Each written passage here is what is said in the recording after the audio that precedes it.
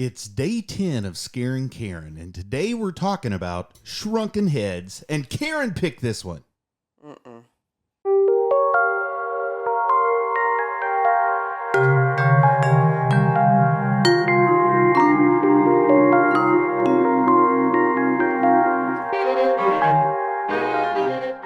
So today we're talking about Shrunken Heads, directed by Richard Elfman. You probably recognize that last name because he has a famous brother from Oingo Boingo, Danny Elfman. The movie was written by Matthew Bright, a guy who's written a lot of stuff for Charles Band and Full Moon Features over the years. The music was by Danny Elfman and Richard Band, mostly Richard Band. But Danny Elfman did the the intro music for the little intro animation.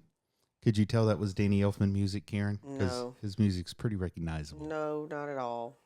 They thought this was going to be as big as Batman, so they got No way. Danny Elfman. Are they related to Jenna Elfman? Yes. Oh. Yes, they are. Mm-hmm. Jenna, I think, is married to Bodie, who's in this movie. Interesting. Yeah. Who was he in this movie? Well, it was produced by Charles Band, and it was starring Bodie Elfman and Meg Foster. And did you see any other recognizable actors besides Bodie Elfman, who apparently you didn't recognize? I didn't and Meg recognize Foster? either one of those people. I didn't recognize anybody in this whole movie. You didn't recognize Bodie Elfman? Absolutely not. Well, he was there were these two guys called Booger and Pud. Yeah. Like a chubbier guy and then a slenderer guy. Yeah. Bodie Elfman is the slenderer guy with the kind of prominent nose. No. The one that got murdered in the shower by the kid with the switchblade. Yeah. I thought the chubbier guy kind of looked like somebody who's passed away, his brother. Chris Chris Penn? Yeah, he kind of looked like... He did kind of look like Chris Penn. That's I who see he that when reminded you me say of. that. Now, I was trying to remember something else I wanted to ask you, though, about this cast here. Is the guy who played the old Haitian guy. Uh-huh. I can't remember his character's name. This was the last movie he ever made. He died after this. Mr. Kama Sutra? Yeah, something? Mr. Kama Sutra. Is that really his name? I think so. That's Oh, all I man. could think about was... Well, anyway, if that's his name. Mr. Sumatra? I think it's Sumatra. Yeah, because all I could think about was that book. Yeah, he made this movie, and then he realized he could never make art this good again, and he just passed on. Oh, Lord. No. Do you know Terrible who way Meg to go. Foster is? No. Yeah, she made a lot of movies in the 80s that were what you would call direct-to-video, B-movies, drive-in movies, that kind of thing. Was she the girlfriend? No, she was Big Mo, the lady who looked like a man. Oh, Lord. Okay, yeah. At With the first, cigars. when she first came on the scene, I was like, who is that? But I wasn't sure who she was. But she played a very interesting character. Because I didn't think she was a woman at first. And then I was like, wait a minute, I think she's a woman. I don't think that character was written to be a woman, and then Meg Foster got it because Meg Foster is the closest thing to a recognizable name in this movie, and she's only a recognizable name in the B-movie circuit. But she's cast very much against type. She's actually a beautiful lady. Yeah. But, they put her in a Wayne Newton wig, give her a cigar, put some padding in her jacket and stuff like that. Made her a mobster. Made her a lesbian mobster. Well, this movie was made for a budget of $800,000. However, it had a box office return of a fat $0 because it didn't make it to movie theaters, even though they wanted it to. I can see why, because it was just... It was direct to video, like everything Full Moon makes. I don't think Full Moon ever got a theatrical release. This was supposed to be theatrical, didn't happen. Oblivion was another one of theirs. It was supposed to be theatrical, and it didn't happen. But, it went direct to video and made its money back that way, I'm sure. And before we go any further, right now is when I like to give a spoiler warning because I can't talk about a movie, show, or any other bit of media without just talking about all the details. I can't be trusted with secrets. So I'm going to spoil Shrunken Heads. And if you're the person who doesn't want Shrunken Heads spoiled, I really don't have any advice for you. But you might want to get help. Do what you want. I can't tell you. I'm not your dad. Now, you may be surprised to know, Karen, that I struggled to come up with a synopsis for this movie. Because, Well, it takes a few swerves and turns. The story's pretty crowded with details, so I'm going to give it my best shot. And please go easy on me. Don't critique me as roughly as I fear you're going to critique this masterpiece of motion picture creation there.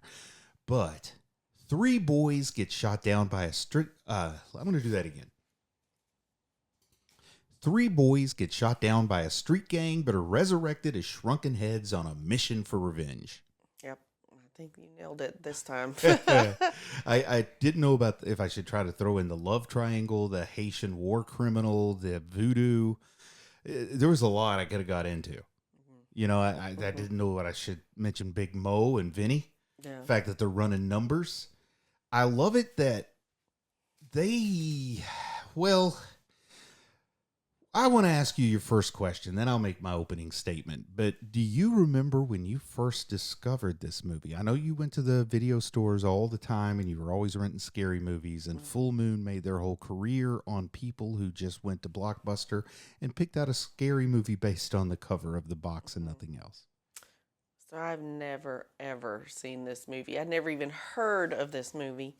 So I had the privilege of introducing you to Shrunken Heads. Yes. Oh, wait till you see Head of the Family next year. Oh, no. Oh, you're going to love Charles Band as much as I do by the time we're all done with this. Nope. He produces Schlock. I don't even know what that is. Schlock? Well, this movie is Schlock, if that helps you. Terrible? Yeah, pretty much. Crap. Yeah, just is that the German word fast, for crap? cheap, exploitative. It was awful. I don't know. Schlock sounds Yiddish to me, but what do I know? I'm no international linguist. I'm not that cunning. But the next thing I wanted to go ahead and say is that this movie has all kinds of tone problems. It was originally intended as a theatrical release, but very quickly you realize that they didn't know whether this was PG or R. Yeah. And you see the moments where you can tell they want that theatrical release instead of that direct-to-video release. One of the times when I see it, I mean, if a street gang is going to shoot kids down for interfering with their criminal activities, is it really just going to be a pillowcase filled with slips of numbers from people in their illegal lottery playing? Mm-hmm. Or shouldn't it be like, you know, drugs, guns, human trafficking? I mean, if you're going to make a scary movie, you got to make the street gang a little more vicious than the ones in Daniel Tiger's neighborhood. Yeah. Anything to say about the fact that the sort of central conflict is set up over a love triangle between an 11-year-old, a 30-year-old, and a 19-year-old? No, she's 15. Okay, I thought she might have been a little bit older. No, I think he's a lot older than her. Vinny. He's 30. Yeah. Look at the dude. But but when they're in the car and she gets back together with him and she was like, I don't want to go all the way.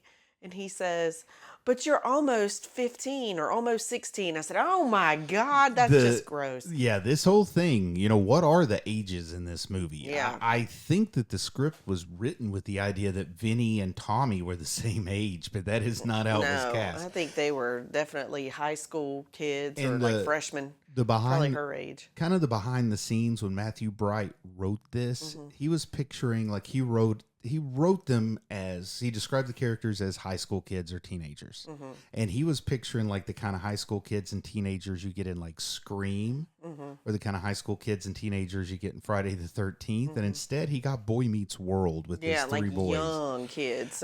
And once they saw that casting, then they're like, well, do we roll into this being a children's movie, you know, aim it for younger audiences, or do we still try to make a scary horror movie? And they didn't succeed at doing either one. No. They could not make up their mind.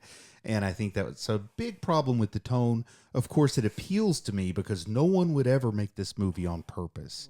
It has to be like a happy accident. So if you want to see something that's unironically just tonally out there and strange and bizarre, this is the movie for you. And that's why I like this movie. That's why I picked it. That's why I think it's cool to talk about, because it's like, you know, you'll see something like Pee-wee's Big Adventure that's designed like a children's movie, but it's made for adults, and that's done on purpose. This movie, they clearly don't know who they're making it for, and as a result, it's made for no one. But it's crazy to go see someone spent almost $1 million to show a 30-year-old Italian guy gun down a 14-year-old boy over a 15-year-old girl, and then they get shrunken into heads, and I'm not sure if they're supposed to be scary or superheroes. They're scary. I don't think they're superheroes. It's really strange. Well, the only reason I say superheroes is I do know that Charles Band, the producer of this, loves comic books, more of a Marvel guy. Yeah. But at the beginning of this, when they're going to Mr. Sumatra's bodega, they're going to get DC Comics, right? Yeah, I noticed that. So the fact they're talking about Green Lantern and Flash and Crypto and all this in the beginning, then they're able to fly and they kind of have powers. And I think, once again, they didn't know the tone. Is this supposed to be a scary voodoo story about a war criminal from Haiti who makes children into his slaves? Or is this supposed to be a funny story about an unlikely way that kids get superpowers by being gunned down and brought back to life via black magic and head shrinking? Right. So what's your take? How many movies have you seen that you would compare to the tone of this movie? Oh, I mean, I'm sure there's some out there, but I can't think of them off the top of my head because they didn't ever stick with me. I mean, if they were terrible, I just never thought about it. Me personally, I can't think of anything else. And I've seen an extensive amount of the Full Moon features. I've seen Charles Band's work from Empire and before he got to Full Moon. I've never seen anything else quite like this. It's probably a good thing that there's only one of this, but when there's only one of something, I just like to talk about it. I like to watch it. I've seen this movie about 5 times. Sad.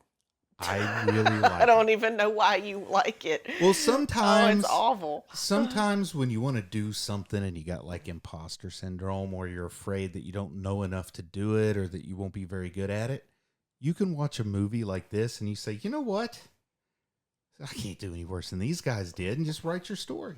Nah, I don't know. I don't think I would use this as inspiration for anything, really. You don't want to be like this. Exactly, but I mean, it's I wouldn't watch it for that purpose. They didn't let their lack of, I don't know what they were lacking, but they were clearly lacking something. However, they didn't let it stop them. Yeah. They made this thing.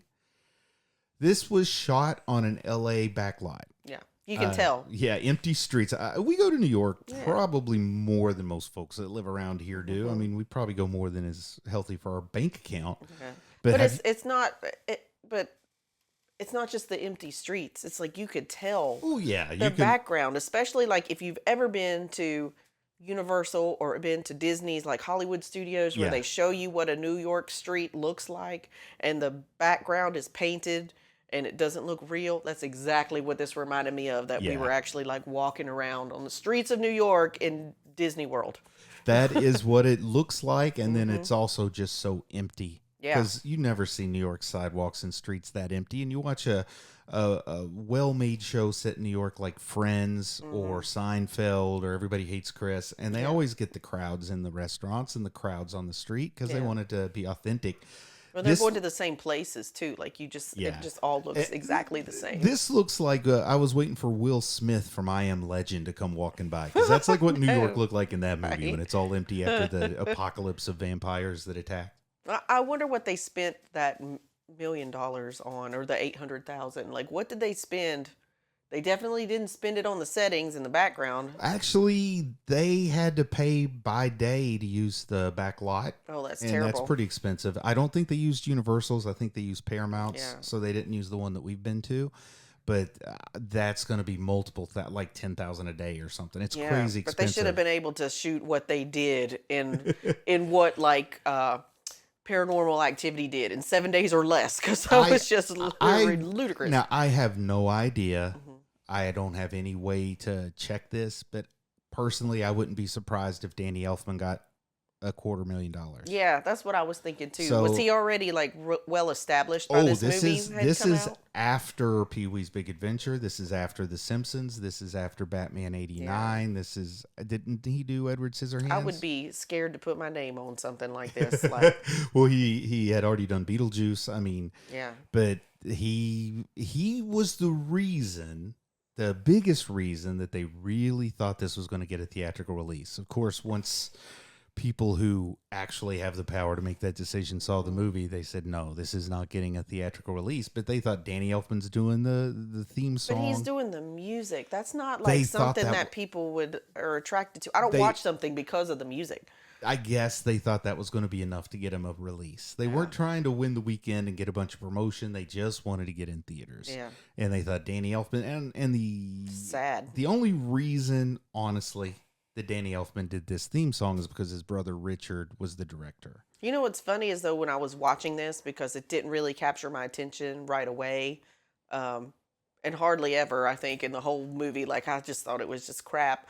I don't think I didn't even know his name was attached to this. So yeah, and usually I pay attention to that kind of stuff because I do know his name like pretty well, but like you just telling me that still made me think like, oh no, this is not good at all. Now, another reason I like this movie is because Bodie Elfman is friends with Aunt Susan.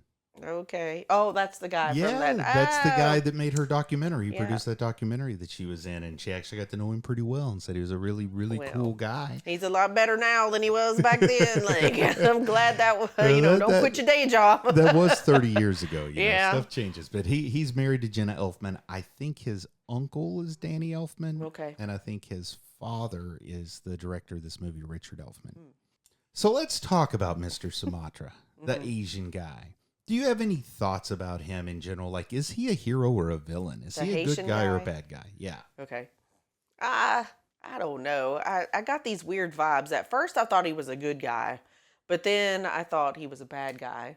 But then I went back and thought he was a good guy. Like, I don't know. I think my mind changed when he went into the funeral home after the boys, funeral and went with the hacksaw and was going to cut off all their heads. I was like, okay, this is getting a little too weird now. So did you hear him talk about how he used to work for the police in Haiti? Yeah. And he said he used to work under Papa Doc. Mm-hmm. Do you know who Papa Doc was? No. He was a terrible totalitarian dictator who was also a doctor.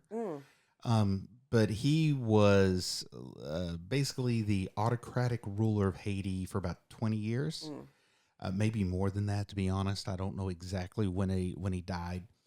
But he had a group of secret police called the Tonton Magout. Okay. And they were basically like Hitler's SS. So this guy was part of that, and he's a bad guy. Yeah, so he is a war criminal. They use children. But they give him that backstory to make him seem like a special forces guy or something. I don't even know how much Matthew Bright really knew about the Tonton Magout, other than he maybe saw him on the news when he was a little kid or something.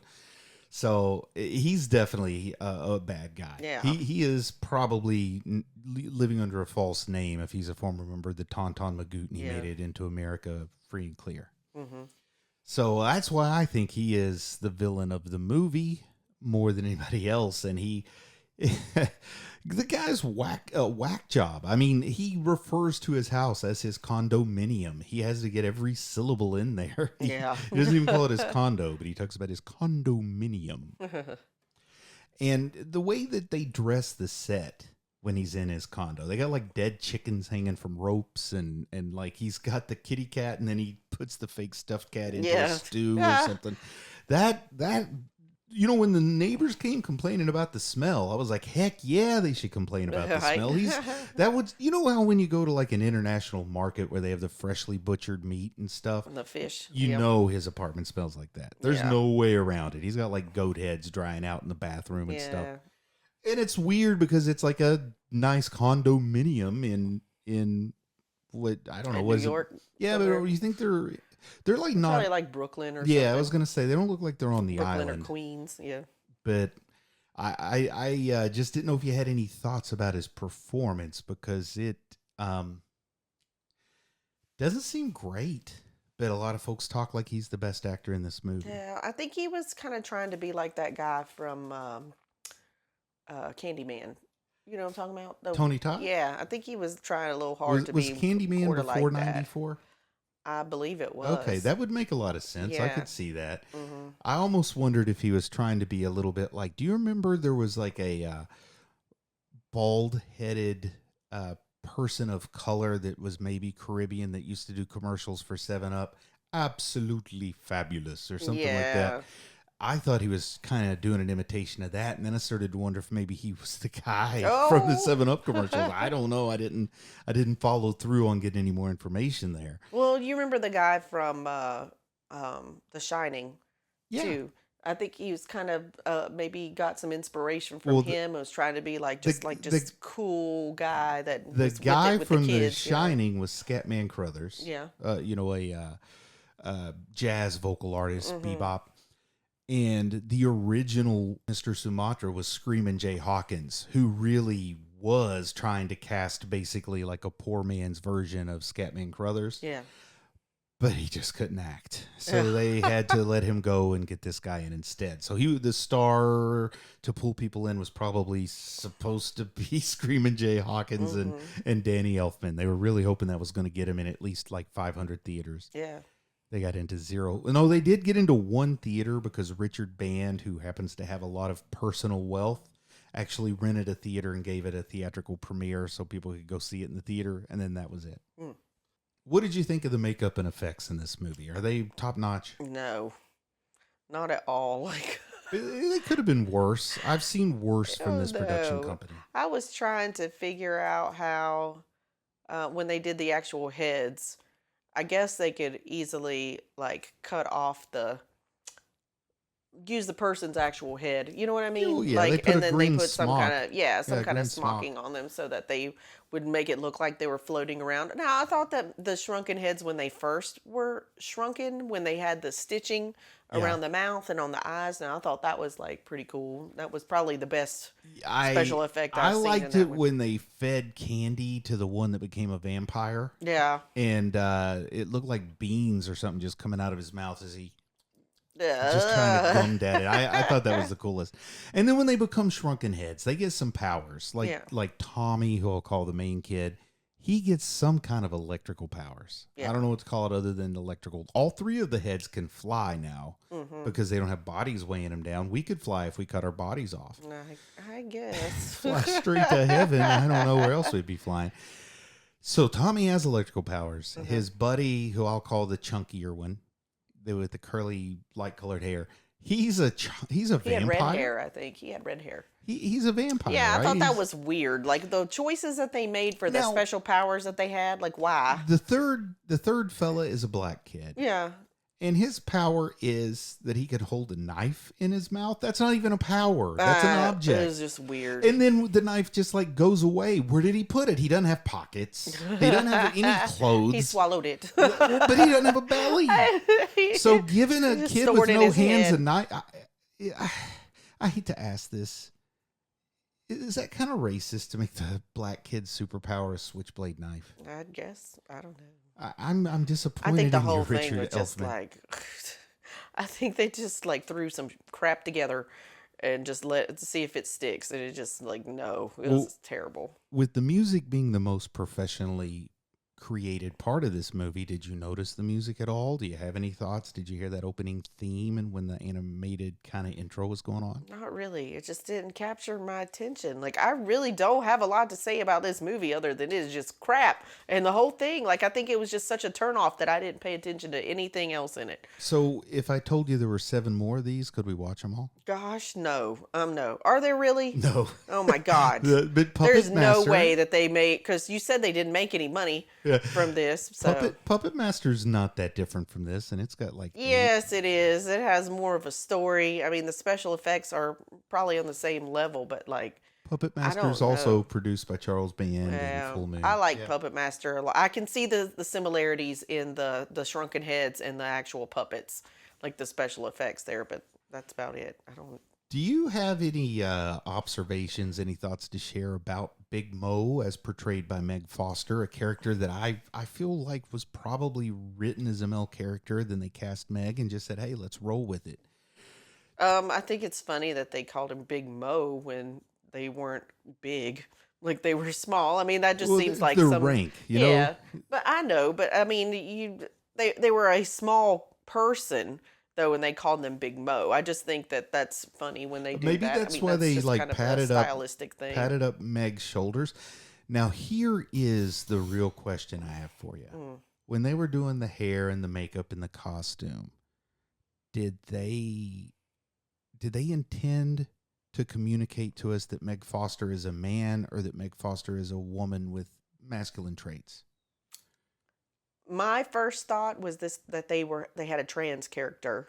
Well, that's my thought too. Yeah, Is that this is I a really thought that really they were, and this was a progressive a type movie. well, I don't know if I'd call it progressive because Big Mo's not an aspirational I character. know, but I'm talking. You know But what I I'm know what talking you mean. about? But that's why I'm Like asking the question. Is I don't know if the story intends to have a trans character with Big Mo, which makes it ahead of its time in 1994, or if they're like, we're just gonna pretend that Meg Foster is a man and not say anything about it, and it'll make our movie more like. I don't know if they were trying to do something very different than what they accomplished, which is, we're just going to Mrs. Doubtfire this in reverse, and nobody will even notice that it's actually a woman. I think they were trying to go for a stereotypical lesbian. Because I thought, look, like a butch look. I thought she was acting like a stereotypical gangster more than a stereotypical butch lesbian. I don't know. I feel like that they gave her on purpose with the short hair and the voice. I mean, the voice was feminine, but trying to like lower the feminine voice and stuff, and then the power that they exert. I don't know. I really think that, like, and the way that they grabbed the other girl and had this like really beautiful female, which would have been like what they consider like a lipstick lesbian. I think they just took this like stereotypical how they felt like the word lesbian would convey. So I just and we know that that's not true. I just I think it was kind of offensive, actually. Well, I don't know if I should be offended because they're homophobic or transphobic, or if I should be offended because they think I'm so stupid that I didn't know Meg Foster was under that wig. Right. But either way, I agree that character was not explored enough if they were intending to give us a trans character. Yeah. I don't. I think the way they dressed them up too. They put a tie and a suit on, and like I don't know. This movie is such a mess. They don't need another theme or topic to touch on. Yeah.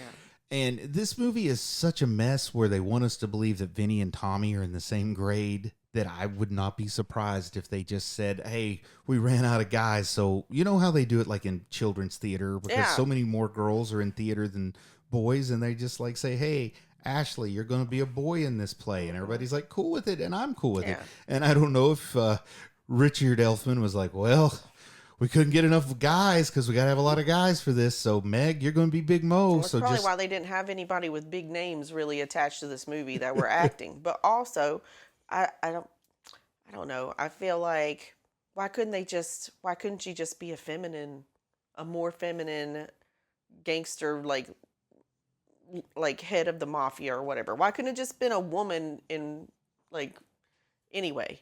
You know what I mean? That's why like they could have still been a lesbian if that's what they were trying to say, but why couldn't they have just been a woman and been a strong female character? Instead of trying to make this female more masculine. You know who Dan Stevens is, right? He's from the Downton Abbey that you like. Yeah. He was also on a show called Legion. And they had a character in the Legion TV show that was written for a male actor. And then when Aubrey Plaza became available, they gave her that role. And then when she saw that it was written for male, she insisted they not change a single word.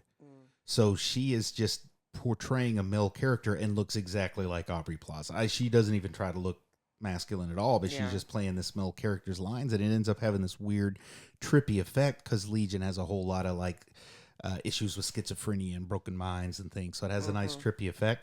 And that's what makes me wonder if, before Legion ever happened, if Big Mo is a male character written as a male in the script, and they gave that role to Meg Foster. Because this movie doesn't feel, and if they wanted a theatrical release in 1994 tackling, this is before Boys Don't Cry. So you're probably not that's going to make getting a theatrical release that much harder, whether it's fair or not. So I honestly don't think they knew what they were dealing with when they created that Big Mo character. But I think it makes that character extremely interesting because whether it's accidental or intentional, it's something to talk about from 1994 that you didn't get a whole lot of to talk about. Yeah. Well, I think you might be right when you said that they didn't have enough males to play in there, and they had everybody in their specific spot, and maybe that was the last one to be cast. What are we gonna do? Okay, Hollywood's all out of male actors. Send us more men to come throw a girl in there. Yeah, they're using the community theater rules of casting. I still don't understand why they didn't just let her be her. She could have still been Big Mo. I know that in interviews, Meg Foster said this is her favorite role, that this is the most fun she ever had. So I think she really enjoyed getting to play this character that's very different from who she is in real life. So maybe that's what they wanted you to do, is like second guess what their choices or whatever. Too. It's the one thing about this movie people are still talking about 30 years later. Yeah. So was this story too complex? Because Paramount, when they were still working with Matthew Bright, the writer of this script, they wanted him to streamline it and simplify it. He had what he called a 5-step story, and they wanted basically a 3-step story. So they wanted, love triangle, kid gets killed and comes back as a shrunken head, then boy gets girl, the end. Yeah. And he puts a few more turns in here. So do you think this story is too complex, particularly for a sub 90-minute film? I don't think it's too complex, no. I mean, I think it did exactly what it was supposed to do. You don't think it's like really deep, high art that just went over our heads? No. It was a little too, I think it was too simple, really. It was a typical story. And they just used the shrunken heads as the device to get there, so I don't know. It is that typical love triangle, like you said, and then somebody dies and then somebody comes back. I don't know. It's not original. Oh, definitely not original. No, definitely not original. But then they just use the shrunken heads as just a funny way to tell the same story, and it just doesn't work. I like it.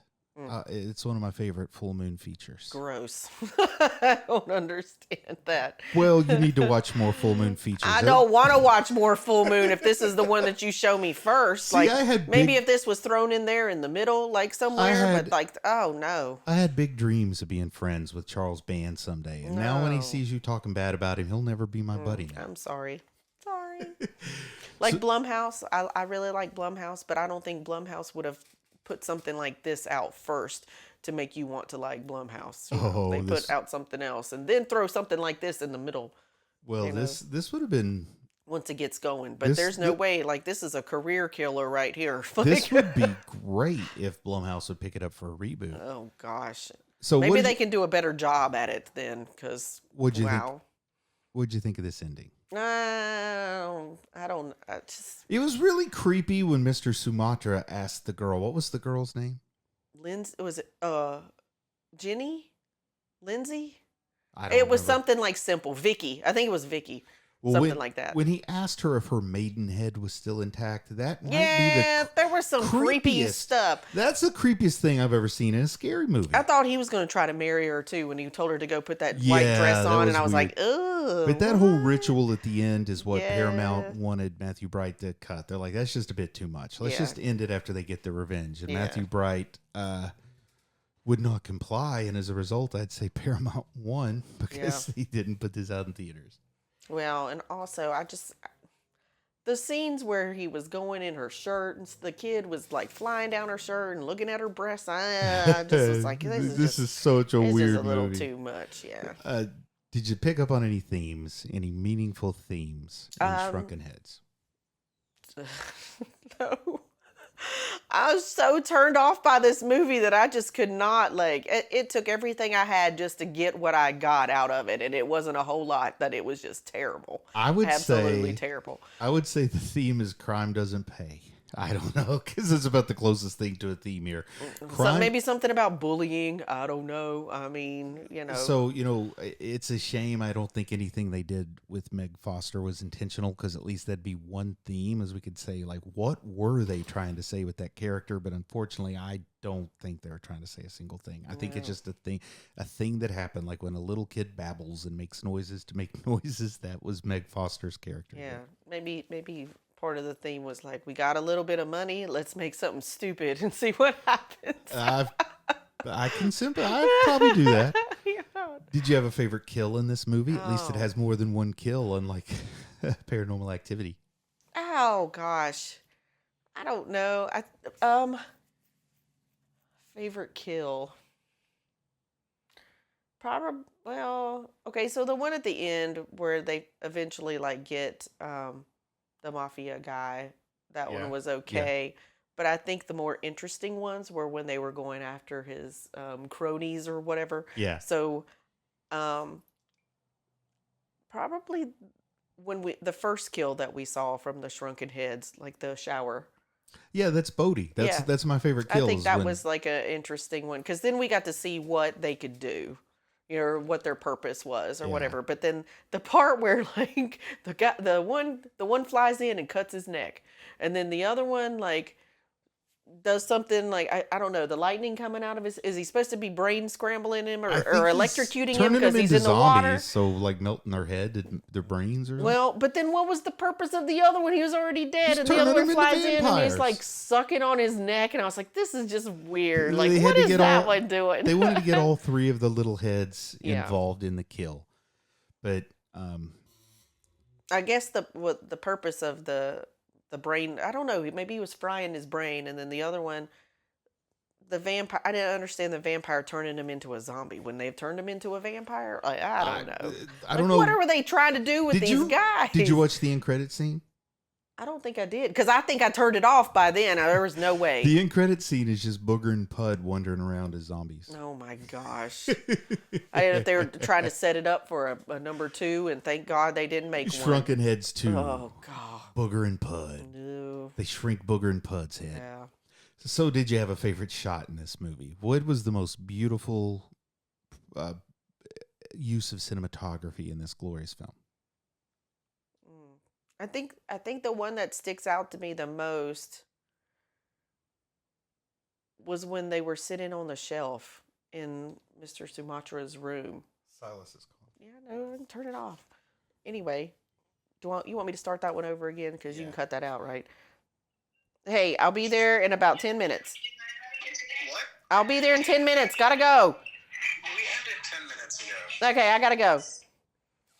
Anyway, okay, so my favorite shot was probably when the heads were sitting on the shelf.